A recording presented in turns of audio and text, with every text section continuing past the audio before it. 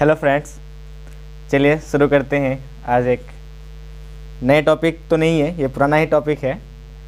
हम लोग बात करने वाले हैं दक्षिण भारत। दक्षिण भारत जो कि हम लोगों ने पिछले एक सेशन देखा था दक्षिण भारत का, जो कि मौर्य उत्तर या मौर्य वंश का पैरेलल का जो दक्षिण भारत था।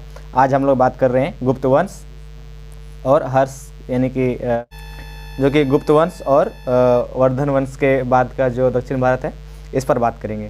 कहा जाता है कि गुप्त वंश और हर्ष के बाद जो है उत्तर भारत में कोई ऐसा मजबूत शासक नहीं हुआ जो कि पूरे भारत को एक शक्ति में बांध के रखे। और इसी के पैरेलल में, यानी कि गुप्त वंश और हर्ष के बाद का जो दक्षिण भारत था, उसमें हमें दो मुख्य वंशों को देखने को मिलता है, जिसमें एक कांची का पल्लव वंश और दूसरा वातापी का चालुक्य वंश, और इसके साथ में एक हमें बेंगी का भी चालुक्य वंश देखने को मिलता है। तो आइए बात करते हैं सबसे पहले पल्लव वंश के बारे में। पल्लव वंश जिसका संस्थापक श्री विष्णु था, लगभग 575 ईस्वी, जो कि वैष्णव अनुयायी था। और इसी के दरबार में, श्री विष्णु के दरबार में भारवी रहता था, जो कि जिसका की रचना है किरातार्जुनीयम। इसका राजधानी कांचीपुरम था, तमिलनाडु में, और चोलों को हराकर कावेरी तक राज्य का विस्तार किया था श्री विष्णु ने। मामल्लपुरम में आदिवराह का गुहा मंदिर का निर्माण करवाया था श्री विष्णु ने, और जिसमें कि उन्होंने विष्णु और श्री विष्णु ने खुद का और उसकी दो रानियों का भी इसमें प्रतिमा को लगाया गया है। चलिए इसके बाद इस वंश का जो अगला शासक हुए वो था महेंद्र वर्मन प्रथम, जो कि एक शुरुआत में वो जैन धर्म का अनुयायी थे, लेकिन बाद में वो शैव धर्म के अनुयायी बन जाते हैं। इसकी रचना है मत विलास प्रहसन, जो कि एक हास्य ग्रंथ है, जिसमें कपालियों और जो भिक्षु है उस पर व्यंग कसा गया है। इसी का एक और रचना है जिसको हम लोग कहते हैं भगवदज्जुकीयम। इसके बाद जो अगला जो सबसे प्रतापी, सर्वाधिक शक्तिशाली और प्रतापी शासक हुए नरसिंह वर्मन प्रथम। पुलकेशिन द्वितीय को इसने हराया था, और उसके साथ ही इन्होंने एक उपाधि धारण की थी, वातापी कोंड। इन्होंने महाबलीपुरम में सप्तरथ मंदिर का निर्माण करवाया था, जिसको एकाश्म रथ मंदिर के नाम से भी जानते हैं। रथ मंदिरों की संख्या 7 थी, जिसमें सबसे छोटे जो रथ मंदिर था वो था द्रौपदी। हुएनसांग, जो कि हर्ष के दरबार में आया था, चीनी यात्री था, वो भी नरसिंह वर्मन प्रथम के टाइम में ही कांची का वर्मन किया था। महेंद्र वर्मन द्वितीय, जो कि कुछ समय के लिए आया था, उसके बाद इसका जो सक्सेसर होता है वो परमेश्वर वर्मन प्रथम। उसके बाद इसका जो अन्य जो शासक हुए नरसिंह वर्मन द्वितीय, जो कि अरबों के आक्रमण के टाइम या शासन कर रहा था। इन्होंने जो उपाधियां धारण की थी, जिसमें राज सिंह, यानी कि राजाओं का सिंह, आगम प्रिय, यानी कि शास्त्रों का प्रिय, शंकर भक्त आदि कुछ उन्होंने उपाधियां धारण की थी। नरसिंह वर्मन द्वितीय ने कांची में कैलाश मंदिर का निर्माण करवाया था, जिसको राज सिद्धेश्वर का मंदिर भी कहा जाता है। एक और कैलाश मंदिर जो कि इलोरा में देखने को मिलता है, राष्ट्रकूट वंश का कृष्ण प्रथम ने जिसको बनाया था। 10 कुमार चरित्र के जो लेखक हैं दंडी या दंडिन, वो भी नरसिंह वर्मन द्वितीय के ही दरबार में थे। इसके अलावा अगर पल्लव वंश की बात करें तो इनके अन्य जो शासक हुए वो परमेश्वर वर्मन द्वितीय, नंदी वर्मन द्वितीय, दंती वर्मन, नंदी वर्मन तृतीय, द्रिपतुंग वर्मन, अपराजित, जो कि पल्लव वंश का अंतिम शासक हुए। चलिए उसके बाद जो अगला वंश पल्लव के बाद देखने को मिलता है वातापी या बादामी का चालुक्य वंश।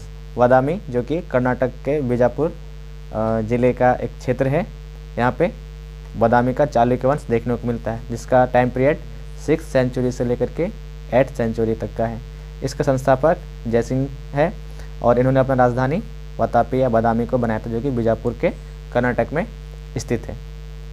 इस वंश का, यानी कि बादामी के जो चालुक्य वंश था, इसका सबसे प्रतापी जो शासक था वो था पुलकेशिन द्वितीय। इसके बारे में जानकारी मिलती है ऐहोल प्रशस्ति से या ऐहोल अभिलेख से, जिसका की रचना करने वाला है रविकृति।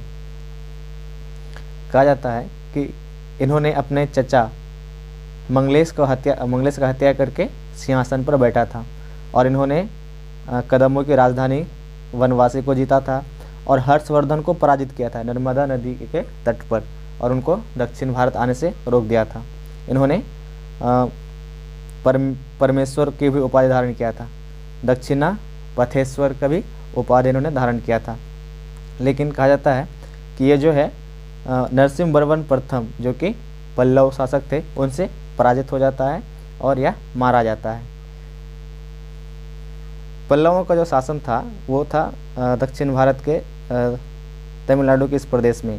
वहीं पे जो वातापी का जो चालुक्य था वो कर्नाटक के क्षेत्र में था और इन्होंने पुलकेशिन द्वितीय ने ही अपने क्षेत्र का विस्तार करते हुए पल्लवों के क्षेत्र में आ जाते हैं और यहाँ पर एक वेंगी जो कि चालुक्यों का एक नया ब्रांच होता है, शाखा होता है, यहाँ पर भी इन्होंने जीत करके अपने एक वायसराय को सौंप देते हैं, अपने एक गवर्नर को। वेंगी का चालुक्य यानी जिसको पूर्वी चालुक्य भी कहा जाता है। पुलकेशिन द्वितीय ने पल्लव के साथ लड़ते लड़ते पल्लव की राजधानी के पास पहुंच जाता है और पल्लव जो है पुलकेशिन द्वितीय को उत्तरी प्रांत संधि करते हैं, यानी उत्तरी प्रांत सौंप देते हैं और उसके साथ संधि कर लेते हैं।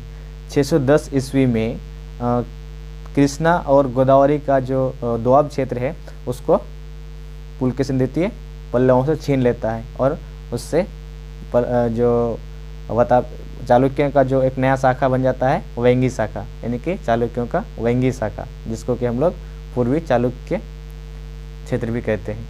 इसका जो संस्थापक था वो विष्णुवर्धन था, यानी कि पुलकेशिन द्वितीय का ही वायसराय था। इन्होंने अपनी राजधानी आंध्र प्रदेश के वेंगी को बनाया था। इसके बाद एक और कल्याणी हम लोग को देखने को मिलता है जो कि राष्ट्रकूटों का सामंत के रूप में देखने को मिलता है और जब राष्ट्रकूट कमज़ोर पड़ते हैं तो वो फिर 10th सेंचुरी के आसपास में फिर वो रिवाइव करते हैं अपने आप को। यानी कि जो दक्षिण भारत का जो वंश था जिसमें हम लोगों ने देखा पल्लव वंश को, और पल्लव वंश के बाद जो दो वंश यानी कि चालुक्य का वातापी वंश, वातापी शाखा और वेंगी शाखा, जिसने कि पुलकेशिन द्वितीय ने ही जीत करके उसका स्थापना बसाया था। और इसके बाद फिर हम लोग देखेंगे दक्षिण भारत में ही राष्ट्रकूट वंश और फिर उसके बाद जो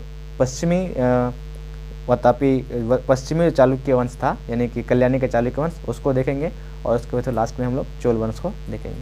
चलिए दोस्तों, आज के इस टॉपिक को यहीं पे ख़त्म करते हैं। Thank you, take care, bye bye.